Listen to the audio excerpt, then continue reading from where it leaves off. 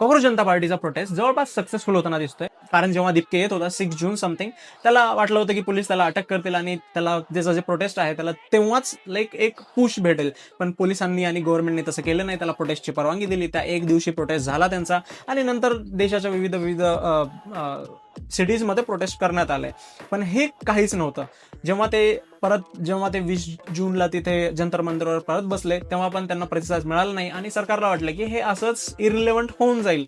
मी पण प्रेडिक्ट केलं होतं की हे असंच इरिलेव्हंट होऊन जाईल. पण ते वाईल्ड कार्ड एंट्री जे आहे ते सोनम वांगचुक यांनी मारली आणि 20 ते 25 दिवसाचं त्यांचं जे उपोषण होतं त्यामुळे जवळपास इमोशनल अँगल क्रिएट झाला.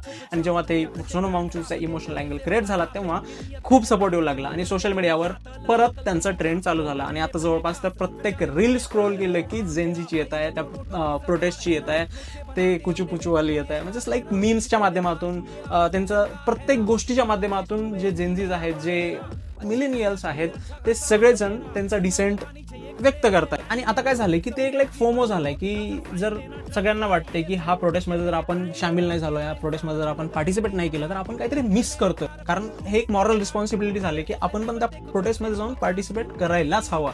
असं एक मॉरल रिस्पॉन्सिबिलिटी झाल्यामुळे हा प्रोटेस्ट आता फक्त एक काँग्रेस जनता पार्टी किंवा अभिजित दिपके किंवा सोनम वांगचुक पेक्षाही खूप मोठा झालेला आहे. आणि आता लाईक तिथं लीडर तर मॅटर करत नाहीये. जेव्हा आता सोनम वांगचुक यांना बाहेर नेण्यात आलं दवाखान्यात तेव्हा पण प्रोटेस्ट चालूच होता आणि आता दिपकेला जर पण साईडला केलं तरी प्रोटेस्ट चालूच राहील. फक्त एवढंच आहे की ते लाईक एक डिझास्टर होऊन जाईल. कारण त्यांना लिडरशिप भेटणार नाही. मग सगळेजण आपापल्या मनाने करायला लागतील. तर हे एक थोडा रिस्की मामला आहे.